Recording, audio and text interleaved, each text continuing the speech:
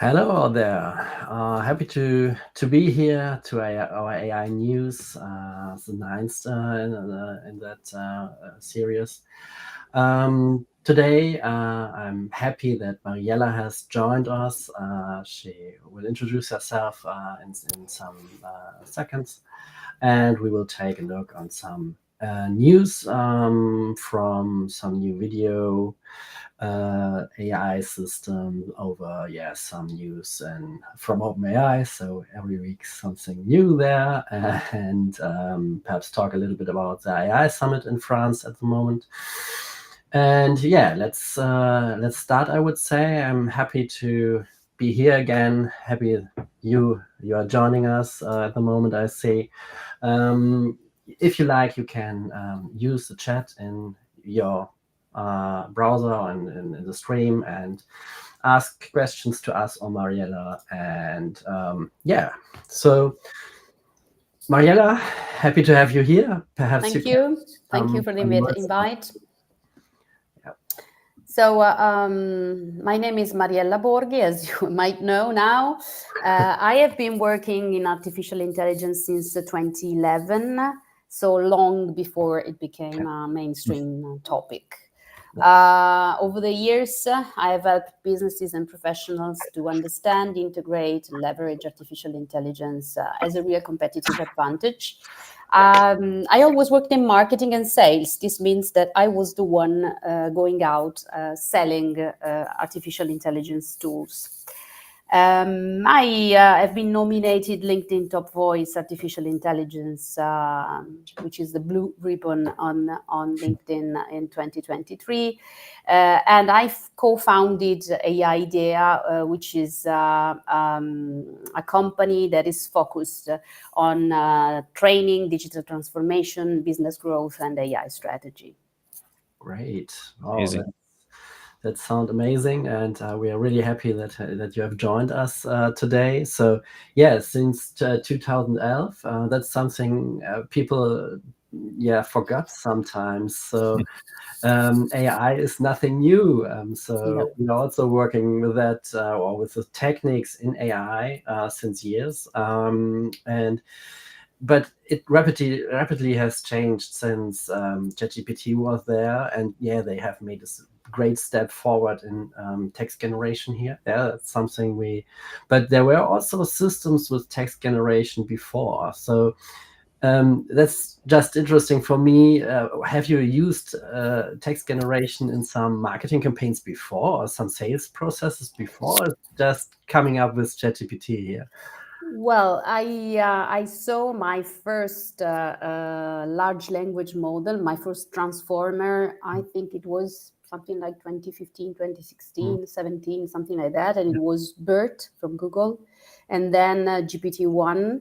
But I have never used it for marketing purposes. But by that time I was a manager in a artificial intelligence company and in a language technology company. So what we did was selling projects to customers to solve issues, to solve business issues, and we started to use GPT-1 and BERT in some of the projects. So interesting. So may I ask? I'm very curious. May I ask one question here? Very quick question. Was it easier to sell back then or today with all this? It was a tragedy, It was a tragedy because we couldn't use the name artificial intelligence. It was impossible because I remember my former boss used to tell me, "You're crazy if you go out and talk about artificial intelligence because we are serious people here. They will think we are mad." So we used other names. We used speech to text, text to speech. We used semantic modeling, semantic search, all these sort of things. But at the end of the day, they are all part natural language processing, of course, machine learning, deep learning, and everything is part of what is called artificial intelligence. But by that time, in 2015, when we started to sell our first chatbots, it was really funny to convince Because people. today is being abused as well. That's why I asked, because it might look easier now, but now it's all over the place, and Yeah, people gonna be like, probably even my coffee machine has got something to do with Exactly. artificial intelligence now. Yeah, I agree with you. Yeah. What I don't like, and this is something I keep repeating, is that artificial intelligence is not the same as generative artificial Yeah. intelligence. yeah. Yes. I mean, generative artificial intelligence is a part of the big family of AI technologies, but it's just a small part. Yeah. Clearly, it's so famous. Clearly, now everybody's talking about AI, and if I would be selling now the technology I was selling 10 years ago, probably I would sell more. But Yeah. anyway, so Makes sense. it's democratized, of Yeah. course. So it's not anymore something that is available only for the people who are in the in the bottom rooms, or in the war rooms. So it's for everybody. But this is a positive thing. But it's also risky because That's what I'm afraid. That's why I asked. Yeah. it's very risky because at the end of the day, I think that I usually compare this moment we are living to the change we had when we passed from the analog world to the digital world. So as I am not that young anymore, I mean, I was at school and I saw that. I was calling without a mobile phone. I was calling home without a mobile phone. So I know what it means living in an analog world. And what I see is really that what we are experiencing now is very, very similar. So we need to change, we need to adjust as people, as workers, as citizens. So this is very important. Yeah, that's true. Yeah.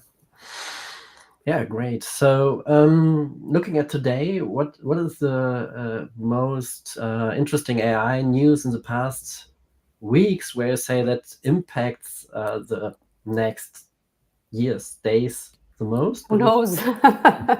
Days, Probably hours, hours. Good point. What would you say what is the biggest AI news for you? Well, for me, the biggest news is that in France, there was the AI summit at the Élysée Palace. And I really like France. I go to Paris quite often, so I know quite well French people. And I understand why they are, in the first line for artificial intelligence. Macron believes really in AI. So I really appreciated the fact that they organized this summit. And what is really interesting is that the European Commission President, Ursula von der Leyen, has launched the so-called Invest AI, so the initiative which mobilized $200 billion, euros, we cannot say dollars, for investments in artificial intelligence. Yeah. And including a fund, a European fund of 20 billion for AI gigafactories, which is impressive. So from a certain point of view, I really hope that Europe can become also the place where we build AI, and not only the place where we rule it. Yeah, that's a big thing. So the question is, can we catch up? So we have some OpenAI, we have some Google, which both has great models, great technologies, and investing much money. Not only the $500 billion from this initiative from Trump or whatever, what else there, but also it's companies investing much in that field. And so, yeah, the question is, how can the EU or the countries here or other countries catch up and not only rely on that technology, especially if some things like regulation and etc. comes in place, where US has some other sides of it than we here in the EU. So it's a big thing that there's happening something, but it looks a little bit running behind something instead of going in the initiative. Yeah, no, it's true. Looks a bit running behind something. Yeah, but you know what I also think. I was talking about this with a friend a couple of days ago. You know, the point is that we are very different compared to the Americans. I mean, we Europeans, first of all, we Europeans, but we don't recognize ourselves as Europeans. We say, I'm Italian, you're German, you're French, you know, this sort of things first. Second, we don't have the attitude they have back in the United States, where you can fail and who cares? Risk. You know, we it's not in our blood, it's not in our culture. So you need to be successful and you cannot fail. So even if there is this huge amount of money, I don't know how how they are going to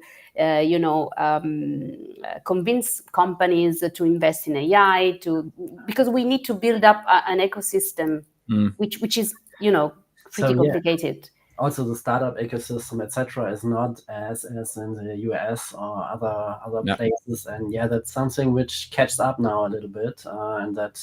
We don't have a Silicon Valley, right? We don't have a place where you can point at and say, well, at least this is our version of it, you know. But on the other side, we have great people also in the EU and in the countries here, and I think they are also big minds. And let's see what's happening in the future. Nobody can see, like with DeepSeek coming up. It's Chinese, but it's something also which can happen in Germany or in Italy or in somewhere else. So I would also say at the moment the big things are happening in the US, but let's see how we can catch up and what's happening there. Okay, so let's dive a little bit into some new things out of there. We have seen much video generation also in AI news in the past, and it's interesting to follow the development in that. So here's another paper. It's from ByteDance, so they have enough training data, I would say, via TikTok, etc. But it's impressive how they do the next step. We have seen similar also already, but it's so it's a generation, it's a video generation where you can put in some text, speech. In that case, they have done here much with music, so it looks really, really nice. But the quality is really, really great. So let's take a look on this one here.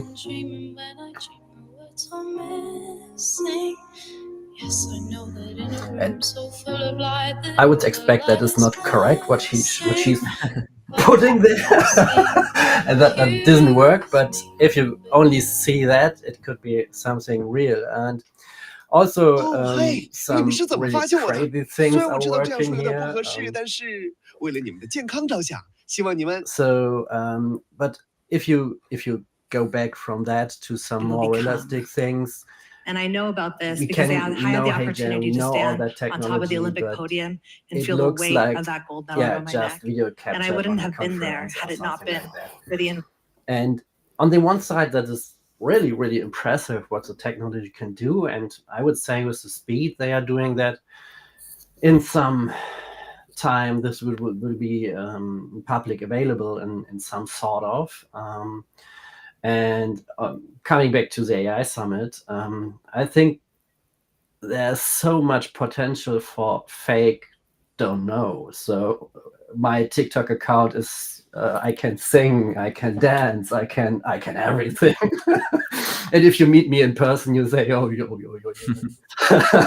And I see this a little bit critical, and without regularity. So no, the 2 points. I think you can't regularity such things. So there's no possibility to catch such technology and put it into a cage and say, oh no, that can't be used for anything, because it's there and it will be used. But we need some sort of getting this catched in some legal way, so that that fake news is detected in some way, that people are, I don't know. What would you say, Mariella? What is your concern about, or what you are thinking about all that technology coming up in that way? Well, I mean, that it's incredibly fast. And as we said, we are talking about hours till the next revolution, not any more days or months. For sure, this technology is amazing because, I mean, you can generate videos from static images or from an audio, and this is crazy. So I think this will definitely change and reshape the film, gaming, social media contents. I mean, whatever. What you said about the deepfake, well, that's really a problem because these are tools that can be easily used for propaganda from everyone, everybody. You can, take a screenshot of myself and have me say whatever you want. So this is really crazy. I mean, here in Europe, we still have the AI Act. I don't know exactly, because I'm not a lawyer, I'm not an expert. I don't know exactly how they are preventing or checking the deep fakes, because I know that they are anyway forbidden. But how can you really understand? Is there an authority that says that yes, no, yes, no? I really don't get that. So, but probably I'm not informed enough. So, but still, anyway, it's really scary. Well, what I think here is that as you look at this page, it's everything at this stage is very chaotic, right? They are just all sorts of use cases. You see the speaker in there, then you see Albert Einstein and all that. If you just get a reason in first principle and say, what are you building this technology for? Are you building it for marketing, for companies who can't afford to hire an influencer or do some advertising for their products? Then these would be the use cases that now at least becomes easier to say if yes you can do that or no you can do that. But then it even becomes easier to spot the person who's interested in deepfakes, right? And like, oh, deepfakes, no, you can't do that, but you can do these other ones. Right now, because it's all so chaotic, because we are experimenting, it makes it hard to know what you can do and what you can't. That's the and we have already seen, I don't know when it was, that OpenAI used Scarlett Johansson voice for the ChatGPT voice. Yes, and she sued them. So there anyway. You go. Interesting. But so you can do that. Definitely. But at the core, it's technology, and that's what I'm meaning. So it's like you would say, oh, you don't. You can't use a smartphone at the. It's a technology, and it's not a product at the end. So there will be products which will be sold, but the technology will be there. So I'm not sure how they want to catch up or catch these possibilities at the end, but we will see. And I think use cases is a starting place. That's all I think. Right. And we will see what's and also there are great opportunities for everybody to build their own Valentine's video or something like that. Let's see the positive side. I would also say see the positive side, work with that positive side, and try to be skeptical if you see anything on the internet like ever. and then if you end up losing 800,000 euros to give them to a fake Brad Pitt, I'm like, accountability, right? But if I forgot about that. But if your son is calling with a video call and it looks like your son, that's and already you say, "Oh, you have lost your phone," I will give you some. But it's like today. My mother has gotten an SMS or WhatsApp and says, "Oh, your brother has lost his phone. I need to pay something. I'm looking no. And yeah, it's just the next step, and it's harder to verify something. Yeah, but how can we help people to avoid these sort of things happening? From a certain point of view, in Europe, the AI Act goes in that direction because people are forced by the AI Act to learn how to use AI or to know what it is cybersecurity. And the problem is that the ownership is on the companies. So companies need to do that. So not everybody works in a company or in a public institution. But I agree with the concept. We need to learn. Every one of us needs to understand this. And it doesn't mean that we need to become all techies, it just understand to, have the critical thinking to see if something is right or wrong. That probably in some cases is not possible. But at the end of the day, if you get, as you said, an SMS, because it happens with the SMSs as well, or a phone call from someone that says, I'm your son, I lost my phone, you need to be able to recognize that it's a scam. Yeah. So, yeah, you're right. So teaching people what it is, how it works, what it can, and what it can be in a fraud section makes totally sense. Yeah. Okay, so the next one, which is already some days around, is deep research. So yeah, like OpenAI is putting on one feature after another. This is some sort of chained Google search, I would name it like that. I have opened a window. I want to try it. Let's try some sort of main AI systems exist today. So it's we use a research part and we use a thing systems exist today. So, but at the moment it looks more like it doesn't do deep research. And do I need to? So they say I can try it. Okay, I'm a little bit lost. Deep research. Okay, it seems I don't have it. It's or is the just search? It will be rolled out to the. I don't have the 200. It's premium. I only have the $120. So it will be rolled out, and it could be interesting for many use cases in my eyes. It's something we are doing similar way already with PromptMate, but there's this convenience for much users, and it makes sense. And it's a little bit a step in that agent thing. They are already also in there. It's one step further into one AI system which can do tasks really for you and not just gives you some generated text at the end. The big question is, does it things in the way you would do or what you would see? And so if he does, if it does all the research, do you trust that? Or what would you do at the end? It does provide sources for what I see.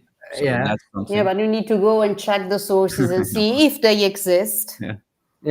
And if what is written is correct, because it happened to me. I was preparing for a conference, and I think it was Claude, not ChatGPT, and I asked, give me some use cases of Italian companies, small, medium companies who have use cases of artificial intelligence. And he proposed me 3 or 4 quite interesting, well written, but they never existed. So, and Claude proposed the sources as well, and the sources didn't exist. Okay. So that's training data, right? What does it mean? Like probably it existed at some point in time. It just doesn't exist anymore, which means, right? I don't know. I checked and it never existed. So but that's a typical large language. So it's just takes some word there, and puts all together. Shake it together and poof, that's the result. And so, but using search. I think it's something like Bing behind that. Probably. So they have the possibility to get more facts into all that. And the large language model is good in summarization in things. But if you try to summarize different things and want to get the key facts out of it, mostly it works, but sometimes it just keeps things away from your eyes. And that's something also we will see in the future, that people are really saying, oh, that's correct and that's right, and it's still correct, but it's not complete, and that's still a next step and of hallucination. It's not longer hallucination in that part, but if something is missing in a context, you already also have not the information you need, and you would have if you scan to it to yourself. But it's a great next step, and looking forward to try it also. Absolutely. So last one for today, some more techie here.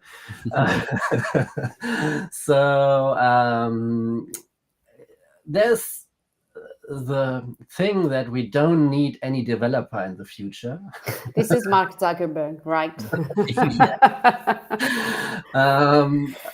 I'm not sure about it, but yeah, perhaps the next step, GitHub Copilot with an agent mode.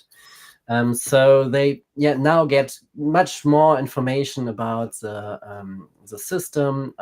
They get more context, but that's all what you need in such cases, and they go into your code and help you to change that code. And that's a great next step. It helps still to make developers more speedy, more effective. But yeah, for me, it's still not an agent who does coding. So at the end, from my perspective as a developer,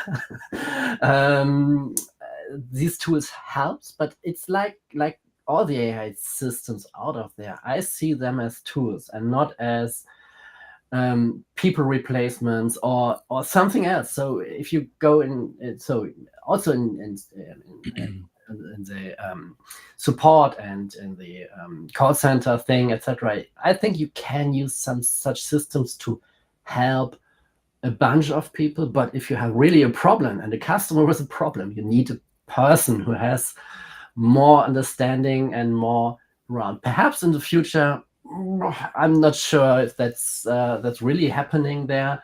There is a reasoning, and it can access all the systems, and it knows all about, and perhaps something there's it can replace people. But at the moment, I just see it as a tool, especially in development, but also in other things. It can do tasks for you, but it can't do the big brain behind some project at the end. Because it's all about getting us to a point where we do strategic work, right? Because that's exactly. like the first promise was we will work less. I don't think we will work. I kind of assume we will work a little bit more, because now you're extended to doing things that you never thought you could do. And so you're exploring more new territories. As a consequence, if you do the math, you're working more, which I'm not saying there's something wrong with it, but to just track back to the beginning of it, it was like, oh, thank God AI here. Now, we can look at our hobbies and do art or whatever. But I think we're going to work more, and maybe with more productive, better results, etc. But this promise of working less, I don't see it at the moment. What is your experience with that, Mariella? Can you see with your customers? I think, don't wrong question. You see some advantages out of the AI, but can they bring all the PS to the street, or where the most companies are struggling with implementing AI in processes? What's the biggest pain of these companies? What would you say? Well, I totally agree with you when you say that we will our jobs will be more focused on problem solving and less about repetitive tasks and so on. And I also agree with the idea that, we were supposed to work less because an AI agent or an AI would, replace us in the repetitive tasks. But unfortunately, we all live in production society, productivity society, and so performance society. So, at the end of the day, we all work more because we can produce more, and so we work more. And I really don't like that. So I don't do that. Coming back to companies, I mean, at the moment, I can see that, I mean, the big ones, the big corporates, especially in some departments, started to use AI more than 10 years ago. So they are far ahead. When I talk about AI, I talk especially about deep learning, machine learning. So let's call it the data science, area.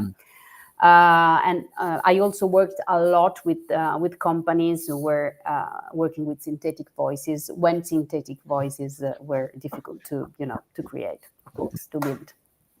At the moment, what I see is that most of the companies are trying to make sense of what the hell is this, okay? So, okay, generative AI, wait a second. No, the EU told me that I have to train my employees. Okay, wait, I need to train the employees, but how do I train the employees? How do I do that? Do I allow them to use ChatGPT? Yes, no. Do I have an AI policy? Yes, no. Oh God, I discovered that they bring their own AI at work. And now what do I do? So, this is what's happening at the moment. So awareness mainly, like trying to be aware of whatever this can do. Yeah, absolutely. And the dangers, of course, of so sharing all companies' data in one file into ChatGPT. Straight to China. or DeepSeek, whatever, And at this point, it's all the same, What I want to see is that they try to do the big things with AI instead of doing the small things and the repetitive tasks, and so they just try to solve all problems with it instead of starting small. Which is the basic for technologies, because when you sell technology, what I always told everybody, to all my clients, I mean, listen, you need to start small. Let's start with a small pilot. You invest a small amount of money, and then we'll see what happens. If it works, we can build, the castle. Otherwise, no. But at the moment it seems like when the internet arrived and everybody had to have a website. Okay, now I think it's more or less the same. So everybody needs to have the word AI somewhere, in their activities, in their products, in their services. Even if AI, what I mean.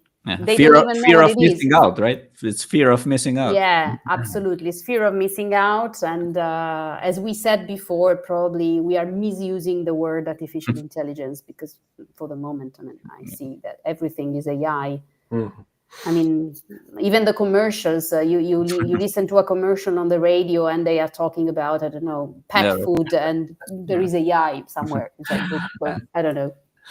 Okay, perfect. So that's a good last word for the session today. We are already run out of time. It's half an hour is so fast gone. Thank you, Mariella. It was Thank you. Thank it you was a very pleasure. much. Thank you very much. Thank you very much. Also, Eugene, thank you. Thank you, Mike. And all the people out there, we're happy to have you in our round. And looking for the next session. Thank you very much. Have a nice day or evening. Depending from where you're watching.